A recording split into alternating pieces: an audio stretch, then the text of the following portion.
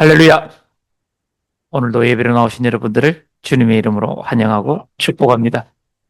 오늘 예배로 나오신 여러분들이 여기에 모인 다가 직분자로 부르심을 받아서 이곳 가운데 있는 줄 믿습니다. 오늘 바울이 이제 이 디모데에게 편지를 쓰고 있지 않습니까? 그 쓰고 있는 바울의 심정, 마음 어떠할까요? 지금 이 글을 쓰고 있는 그 마음은 뭐 조금 급한 일이 있고 문제가 있어서 뭐 이렇게 글로 적어주면 해결되겠지. 그런 마음으로 쓰고 있을까요? 바울의 마음을 우리가 3장 14절 나중에 할 거지만 한번 미리 바울의 마음이 어떠한가 한번 같이 읽어보실까요? 내가 속히 내게 가기를 바라나 이것을 내게 쓰는 것은 보십시오. 바울은 지금 디모데가 있는 에베소 교회에 어떻게 가고 싶다고요? 속히, 빨리, 급하게, 지금이라도 당장 뛰어가고 싶은 게 지금 바울의 마음입니다.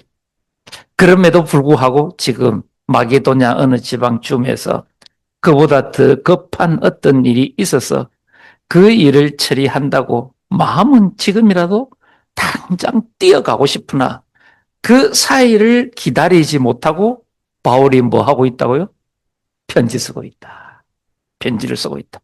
조금 기다렸다가 갈 수도 있을 법도 한데 그 기다리지 못하고 가기 전에 먼저 급하게 편지를 써야 할 정도로 에베소 교회가 어떻다고요? 다급하다. 긴급하다. 그 일이 무엇일까요? 우리는 앞서 1장, 2장을 통해서 잘 알아보았습니다. 이제 3장에 그 긴급한 일 하나를 또 이야기하기를 시작합니다. 그 일이 무엇일까요? 오늘은 우리가 읽은 본문이 1절부터 5절까지 말씀이었습니다. 오늘 이 시간에는 1절만 중심으로 한번 알아보기를 원합니다. 바울이 더 기다리지를 못하고 급하게 편지를 써내려 가는 그 긴급한 간절한 급히 해결해야 할 일 가운데 하나가 오늘 3장 1절 가운데 기록되어져 있는 것입니다. 직분자를 세우는 것입니다. 교회의 직분자를 세우는 것입니다. 그러면 우리가 잠깐 알아보기를 직분은 무엇입니까? 말 그대로 뜻 그대로가 어떤 특정한 임무, 직무, 직임, 역할을 맡은 자를 이 직분자라고 합니다. 그런데 잘 알아야 합니다.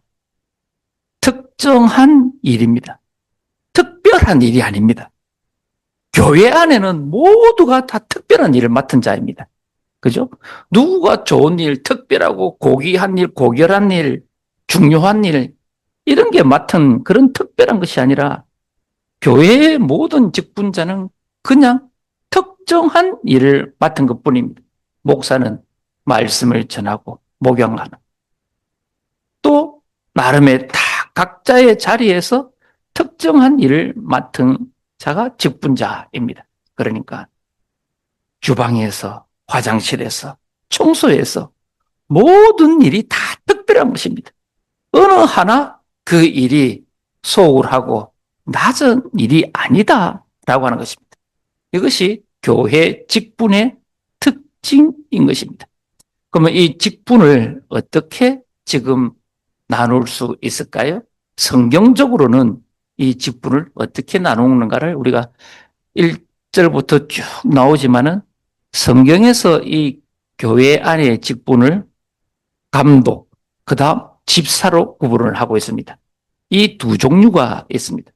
그렇다면 오늘 여기에서 말하는 이 감독은 어떤 직분일까요? 이때 당시 이제 교회가 막 만들어질 때 아닙니까? 에베소 교회가 초대 교회라고 합니다. 이때 감독은 장로와 같은 단어입니다. 다른 서신서에서는 이 감독을 장로로 번역을 했습니다. 그러니까 이 감독이라는 직분은 말씀을 가리키는 자, 또 해석하는 자, 전하는 자 뿐만 아니라 행정적인 일도 겸하는 자를 감독이다 했습니다. 나중에 이제 교회가 초대 교회를 조금 벗어나서 교회 조직이 크게 만들어지고 그 조직이 방대해질 때에 이 말씀을 가르치는 자와 행정을 담당하는 자를 구분을 하기 시작을 합니다. 말씀을 전하는 자, 가르치는 자, 목양하는 자를 감독, 오늘로 말을 할 것 같으면 목사, 그 다음에 교회 조직, 제도, 행정을 총괄하고 맡은 자를 장로라고 구분을 합니다. 그런데 이 성경이 기록되어진 이때는 감독이라는 이 직분이 이 모든 일을 다 도맡아 할 때입니다. 그 다음에 집사라고 하는 조직이 이제 직분이 이 1절 다음에 이어서 계속 나오게 됩니다. 그렇다면은 이 감독과 이 집사가 초대교회 아니면은 성경 안에 기록되어진 직분이라고 하면은 오늘날 교회 안에는 어떤 직분들이 있습니까? 목사, 장로, 집사, 권사, 서리집사 이렇게 조직을 갖추고 있습니다. 이 뒤에 권사, 서리집사 이런 직분은 이제 교회의 성장 과정에서 필요에 의해서 만들어진 직분이다라고 하는 것입니다. 오늘 우리가 읽은 본문 가운데 직분의 종류는 우선 감독입니다. 감독에 대해서 이야기를 하고 있는 것입니다. 그렇다면은 지금 바울이 아주 급하게 직분자, 특히 감독에 대해서 이야기를 하고 있는데 그렇다면은 이 직분자를 왜 바울은 급하게 지금 세우려고 하고 있을까요? 왜 교회에 이 직분자를 다급하게 세우려고 편지까지 기록을 하고 있는 것일까요? 이유는 단 한 가지입니다. 교회가 세워져서 이제 많은 사람들이 교회로 몰려옵니다. 많은 사람들이 교회를 출석해서 복음을 듣습니다. 그런데 그 오는 사람들의 구성원들이 특정한 사람들이 아닙니다. 각계각층 각양의 신분을 가진 아주 다양한 사람들이 몰려오기 시작하는 것입니다. 같은 것이라고는 찾아볼 수가 없을 만큼의 다양한 사람입니다. 주인도 있고 종도 있고 가난한 자도 있고 부자도 있고 많이 배운 자도 있고 못 배운 자도 있고 헬라인도 있고 유대인도 있고 로마인도 있고 아시아인도 있고 오만 사람, 오만 신분, 모든 각양각색의 사람들이 모이는 것입니다. 이 사람들에게 있어야 하는 것이 무엇입니까? 원칙, 규율, 조직이 있어야 하는 것입니다. 목적이 무엇입니까? 정확한 복음을 가르치기 위해서입니다. 정확한 복음을 가르치기 위해서 다수의 사람들, 불특정한 다수의 사람들에게 하나의 원칙과 조직과 제도를 가지고 교회를 운영하기 위해서 직분자를 세우는 것이다 라고 하는 것입니다. 이것을 무슨 교회라고 합니까? 조직교회다라고 합니다. 그러니까 오늘 우리 그길교회가 조직교회입니다. 건물을 가지고 있지요. 직분들을 다 가지고 있지요. 제도를 가지고 있지요. 원칙과 규칙을 가지고 있지요. 이것이 딱 조직된 교회입니다. 그런데 교회는 조직교회만 있을까요? 그렇지 않습니다. 조직교회는 눈에 보이는 교회다라고 합니다. 그런데 또 하나의 교회가 있습니다. 눈에 보이지 않는 교회가 있습니다. 그것은 무엇일까요? 거룩한 성도들의 모임입니다. 즉 구원받은 자들의 모임입니다. 이것은 사람들의 눈에 보이지가 않습니다. 누구의 눈에만 보일까요? 하나님의 눈에만 보입니다. 왜 보이지 않는 교회가 생겨났을까요? 5세기쯤에 어거스틴이 이 논리를 처음 말을 했습니다. 왜 그럴까요? 그때 세워진 조직교회가 그 조직교회 안에 있는 감독부터 시작해서 그 모든 구성원들 가운데 악한 도저히 믿는 자라고는 할 수 없는 자들이 교회 안에 있는 것입니다. 그러니까 차마 교회라고 부를 수 없는 자들이 교인의 이름을 가지고 교회 안에 있는 것입니다. 그래서 교회는 조직 교회 안에 있는 자라 해서 다 구원받은 자가 아니라 우리들의 눈에는 보이지 않지만 거룩한 자들, 정말 말씀을 붙잡고 하나님을 사랑하며 우주의 은혜 가운데 살아가는 우리들의 눈에는 구별할 수 없는 보이지 않는 거룩한 자들의 교회가 또 있다라고 말하는 것입니다. 사랑하는 거길교회 성도 여러분, 우리는 눈에 보이지 아니하는 거룩한 하나님의 구원받은 교회 한 명 한 명인 줄 믿습니다. 이 눈에 보이는 조직 교회에 출석을 한다고 해서 문지방이 닳도록 교회를 왔다 간다고 해서 구원받은 자가 아니다 라고 하는 것입니다. 어떤 자가 구원받은 자라고요? 구주를 영접하는 자. 구주를 영접하는 자는 어떤 자입니까? 구주를 사랑하는 자입니다. 이 자가 하나님의 눈에 구원받은 자인 것입니다. 사람의 눈으로는 볼 수가 없습니다. 누가 구원을 받은지 아닌지는 우리들 눈으로서는 알 수가 없습니다. 하나님의 눈에만 보이는 거룩한 자인 것입니다. 우리 모두는 하나님의 눈에 구원받은 거룩한 자인 줄 믿습니다. 이렇게 조직 교회를 세우기 위해서 바울은 지금 급하게 편지를 막 써내려가고 있는 중에 있는 것입니다. 그렇다면 이렇게 세운 직분자 가운데 감독이라고 하는 직분을 가장 먼저 이제 이야기하기를 시작합니다. 감독이라고 하면은 또 다른 말로 이야기를 하면은 지도자입니다. 말씀을 가리키고 행정 조직을 맨 전방, 맨 앞에서 관리하고 지시하는 자입니다. 그렇다면 이 지도자를 우리는 단어, 용어에 따라서 구분을 할 수가 있는데요. 세상에서는 이 지도자를 또 다른 말로 어떤 용어로 부릅니까? 영어로 우리가 한번 보면은 보스라는 말 많이 들어보았습니까? 세상에서는 이 지도자를 보스라고 부릅니다. 또 세상은 보스를 원합니다. 보스는 무엇입니까? 어떤 존재입니까? 한 그룹, 한 공동체 안에서 특정한 목적을 성공시키기 위해서 이 사람은 그 많은 공동체 위에 군림을 합니다. 조직 위에 군림을 해서 명령하는 자입니다. 지시하는 자입니다. 하라라고 명령하는 자입니다.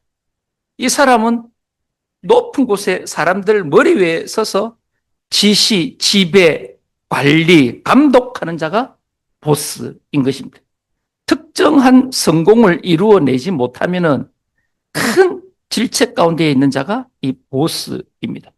그런데 교회는 이 보스를 원하지 않습니다. 그리고 보스를 세우지도 않습니다.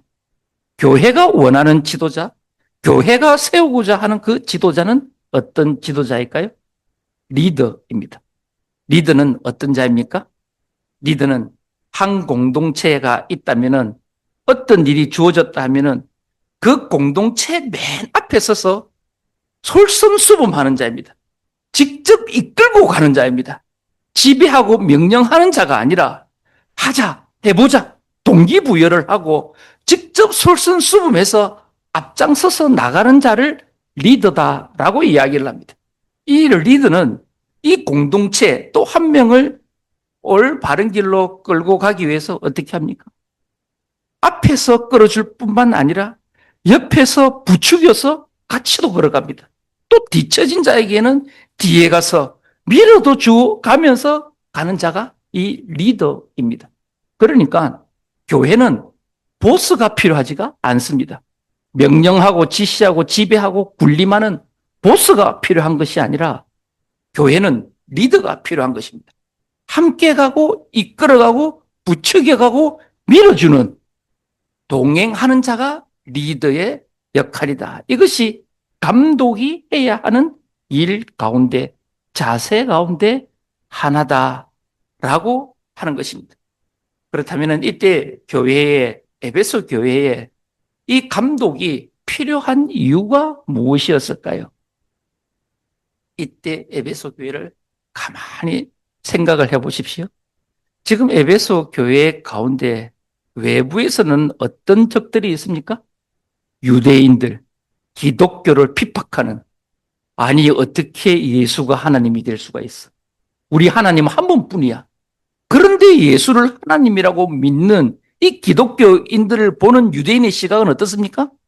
반드시 죽여버리고 멸망시키고 파괴시켜버려야 하는 존재들입니다. 없애버려야 하는 존재들입니다.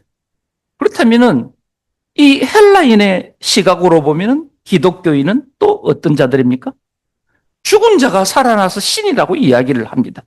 인간을 위해서 죽었다라고 합니다. 이것은 그들의 사상과 철학에서는 도저히 이해할 수 없는 신입니다. 그들의 사상과 그들의 철학에서는 신이 인간 위에 군림을 하면서 지배하는 자가 신입니다. 그런데 인간을 위해서 죽어 주었다? 말이 안 되는 사상인 것입니다. 그러니까 이 기독교는 헬라인 시각에서도 없애버려야 하고 파괴시켜버려야 하고 그들의 신관에서 질서를 어지럽히는 자들입니다. 없애버려야 하는 존재들입니다. 그러니까 지금 에베소 교회는 유대인으로부터도 핍박을 받고 헬라인으로부터 핍박을 받는 정말 공경 가운데 있는 교회인 것입니다. 그렇다면 안으로는 또 어떨까요? 안으로는 무엇이 들어와 있다고 합니까? 이단들, 거짓 교사들, 이 자들이 들어와서 풍비박산을 지금 만들어놓고 있습니다. 사람마다 편을 가르고 분쟁을 일으키고 서로 어떻게 만들고 있다고? 싸우게 만들고, 다투게 만들고 있다. 그러니까 지금 에베소 교회는 안팎으로 굉장히 시끄러운 교회입니다. 진짜 풍전등화 앞에. 그러니까 바울이 속히 가고 싶으나 그 짧은 시간을 기다리지 못하고 편지를 써야 하는 그 긴박함이 여기에 다 묻어나 있는 것입니다. 이때 직분자를 세워서 이 일을 조직적으로 제도적으로 규칙과 원칙을 세워서 바로 정비를 해야 되겠다, 세워야 되겠다 하는 목적으로 지금 감독을 세우고 있다라고 하는 것입니다. 그런데 본문 가운데 가만히 보니까 감독이 어떤 자들이라고 합니까? 1절에 보니까 감독 직분을 얻으려 함은이라고 이야기를 합니다. 얻으려 한다. 곧 자원하는 자입니다. 시켜서 하는 자가 아니라 스스로 내가 이 일을 하겠습니다. 감당하겠습니다. 자원하는 자입니다. 가만히 보십시오. 지금 이 어려운 교회, 안팎의 고통 가운데, 핍박 가운데, 무너뜨림 가운데 있는 이 교회를 누가 맡아서 운영을 하려고 하겠습니까? 누가 나서서 하려고 하겠습니까? 그런데 이 사람, 지금 자원하는 이 사람은 말 그대로 자기가 모든 것들을 솔선수범해서 자기를 희생해서 이 일을, 교회를 위해서 자기가 이 감독의 직분을 맡겠다라고 하는 사람이 있다라고 하는 것입니다. 그 사람을 세울 때에 어떤 자세, 어떤 목적이 있어야 되는가를 지금 바울이 급하게 적고 있는 것입니다. 아마 디모데가 바울에게 연락을 했을 것입니다. 이런 사람을 세워야겠는데, 이런 사람이 지금 지도자, 교회의 어려운 일을 해결해 보겠다고 나서는 사람이 있는데 바울 사도님 어떻게 해야 되겠습니까? 라고 아마 정갈이 간 그 정갈에 대한 답으로 지금 바울이 편지를 기록하고 있다라고 하는 것입니다. 그래서 지금 감독을 하기 위해 자원한 그 사람에 대해서 무슨 목적, 어떤 자세가 있어야 하는지 내가 이제부터 3장에서 말을 해줄게. 디모데야, 이대로 따르고 교육을 시켜서 직분자를 세워라 라고 하는 것입니다. 거기에 볼 때에 직분자가 가장 먼저 가져야 할 목적, 자세는 무엇이라고 이야기를 바울이 하고 있습니까? 선한 일을 사모하는 것. 선한 일을 사모하는 자가 직분자를 얻고자 하는 그 사람들의 가장 큰 목적은 선한 일을 하는 것이다. 자기 명예와 자기 이름을 드러내기 위한, 자기가 어떤 지위, 특별한 존재가 되기 위해서 지도자가 되는 것이 아니라, 지도자는, 교회의 리더는 반드시 선한 일을 하는 것이 목적이어야 한다라고 지금 분명하게 딱 못을 받고 있는 것입니다. 그렇다면 이 선한 일이라고 하는 것은 무엇일까요? 우리가 앞서 1장 15절에서 바울이 했던 말, 이 바울이 했던 이 고백을 그대로 고백하는 자여야 한다라고 하는 것을 우리가 배울 수가 있는데요. 1장 15절을 한번 같이 읽어보실까요? 미쁘다 모든 사람이 받을 만한 이 말이여, 그리스도 예수께서 죄인을 구원하시려고 세상에 임하셨다 하였도다. 죄인 중에 내가 개순이라. 아멘. 보십시오. 지금 바울은 무엇을 이야기하고 있는 것입니까? 이 15절에서 나는 죄인 중에 개수였다. 우두머리였다. 그럼에도 불구하고 예수 그리스도의 은혜로 나는 구원을 받은 자다 라고 고백을 하고 있는 것입니다. 그러니까 이것을 지금 3장의 감독의 직분에 대입을 시켜보면은, 감독이 되고자 하는 사람의 가장 첫 번째 조건은 무엇이라고요? 자기가 죄인으로 고백하는 자. 내가 죄인인 자. 그 죄인임에도 불구하고 예수 그리스도의 은혜로 구원받은 경험과 확신이 있는 자가 감독이 되어져야 한다라고 하는 것입니다. 가만히 보십시오. 이게 왜 중요할까요? 이게 왜 중요할까요? 구원받은 것은, 구원받는 것을 가리키고 전하는 것은 사람을 세우는 일입니다. 죽은 자를, 죄인을, 사람들이 무시하는 자를 세우는 일인 것입니다. 그러니까 곧 여기에서 말하는 선한 일이다라고 하는 것은 사람을 세우는 일입니다. 한 영혼을 세우는 일인 것입니다. 그러니까 교회의 직분자를 세우고 제도를 만들고 조직을 갖추고 원칙과 규율과 규범을 만드는 이유, 건물을 만드는 이유, 그 모든 조직 교회의 유일한 이유는 무엇이라고요? 복음을 위해서입니다. 복음의 진리를 세우기 위해서입니다. 이 복음은 무엇을 세우기 위해서입니까? 한 영혼을 세우기 위해서인 줄 믿습니다. 조직과 이 제도와 규율, 규칙, 이 건물, 이 모든 것들이 있는 존재의 이유는, 그가 존재해야 되는 단 한 가지의 이유는 사람을 세우기 위해서입니다. 한 영혼을 예수 그리스도의 복음으로 말미암아 구원받게 하기 위한 그 목적 하나 때문에 교회, 조직교회가 존재하는 줄 믿습니다. 이 일을 선한 일이다 라고 지금 이야기를 하고 있는 것입니다.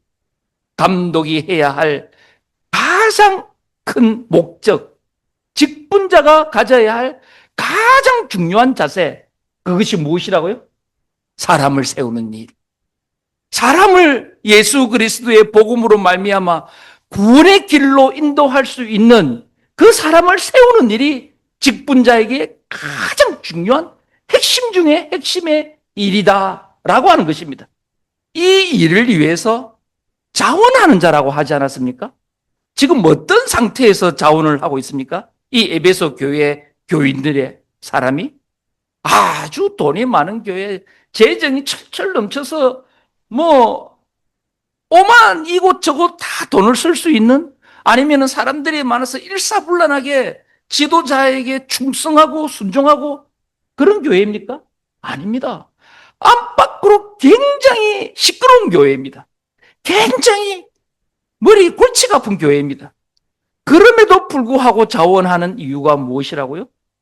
이 교회를 진리 가운데, 복음 가운데 온전한 규칙을 세워서 한 영혼을 세우기 위한 목적이 있어야 된다라고 하는 것입니다.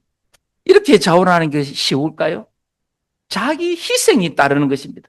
자기 헌신과 희생이 따르지 않고서는 결코 직분자가 될 수 없는 것입니다. 그러니까 직분자는 자기를 희생할 수 있어야 하고 헌신할 수 있어야 직분자가 될 수 있는 것입니다. 그 헌신과 그 희생의 대상이 누구라고요? 한 명 사람을 세우는 것입니다. 한 영혼을 세우기 위해서 내가 희생할 수 있고 헌신할 수 있는 사람이 직분자여야 한다라고 말씀을 하고 있는 것입니다.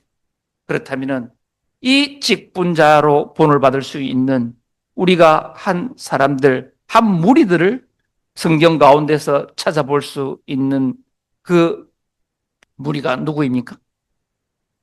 여호수아가 이제 그 200만 명이 넘는 출애굽한 마지막 세대들을 2세대들을 이끌고 요단강 앞에 딱 직결을 했습니다. 이제 강만 넘어가면은 하나님이 약속하신 가나안 땅입니다.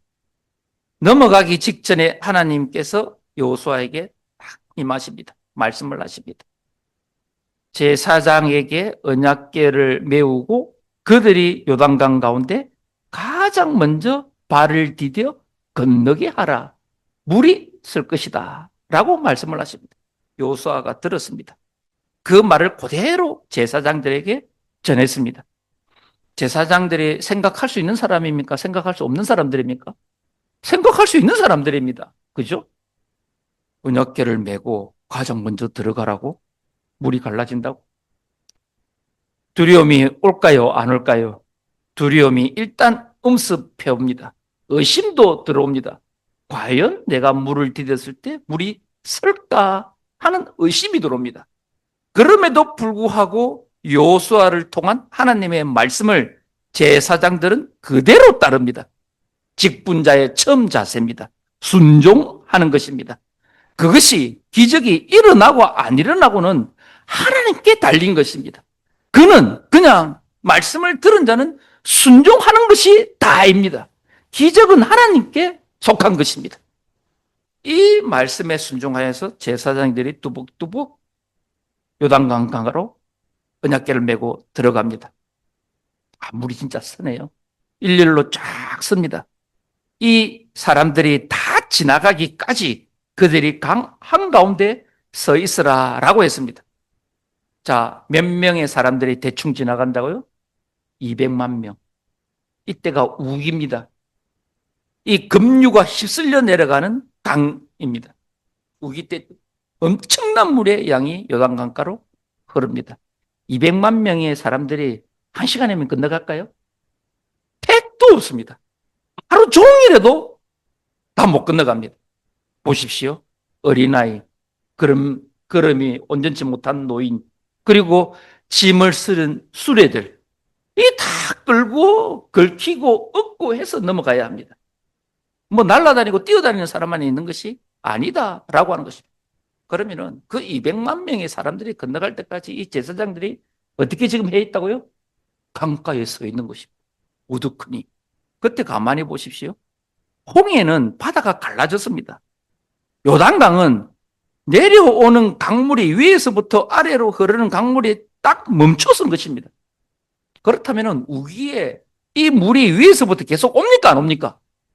계속 밀려옵니다. 딱 섰습니다. 물의 높이가 그대로입니까? 계속 올라갑니까?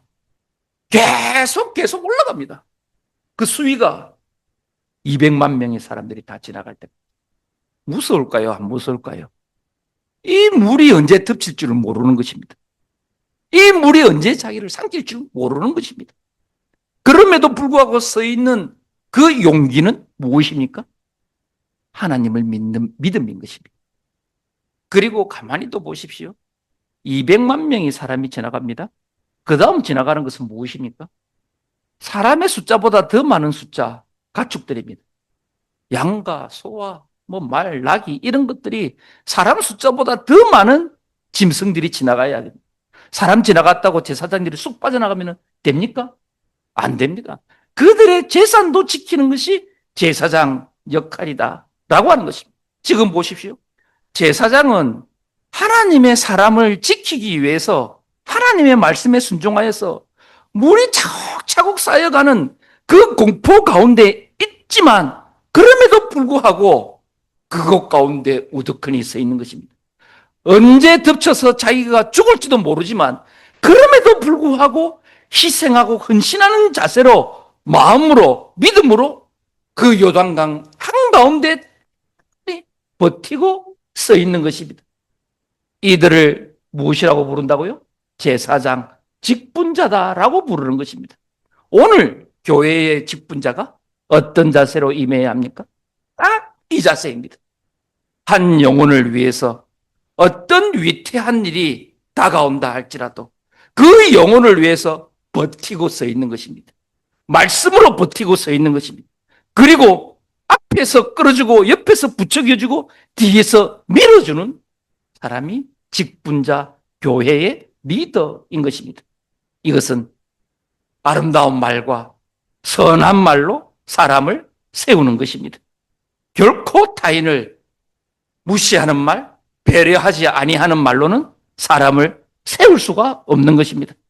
오늘 우리들 교회 가운데에 가장 그리스도인이 못하는 것이 무엇입니까? 사랑을 받았다 하면서도 사랑을 온전히 전할 줄 모르는 그 완악한 마음, 그 부족한 마음, 말 한마디 한마디가 사람을 살리는 말이 아니라 사람을 죽이는 말, 상처 주는 말, 사람이 아파하는 말, 이런 말은 결코 사람이 세워지지가 않습니다. 덕을 세울 수가 없는 것입니다. 오늘 우리들 교회 가운데, 그 길 교회 가운데는 직분자들이 넘쳐납니다. 크다이 많습니다. 무엇을 해야 합니까? 우리 교회 직분자는 어떤 직분자여야 합니까? 사람을 세우는 선한 일을 하는 직분자인 줄 믿습니다.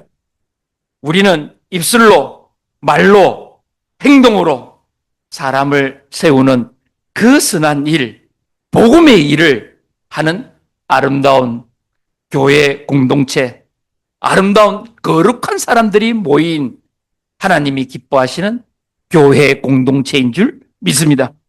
이 일을 온전히 다 감당할 수 있도록 성령 하나님께서 지금도 앞으로도 여전히 우리를 붙드시고 힘 주시고 능력 주실 줄 믿습니다. 연약하고 부족하고 서로 실수하고 넘어졌다 할지라도 다시 예수님의 이름을 붙잡고 다시 성령님의 능력을 덧입어서 사람을 세우는 일, 이 선한 일에 앞장서는 저와 여러분 되시기를 주님의 이름으로 축복합니다.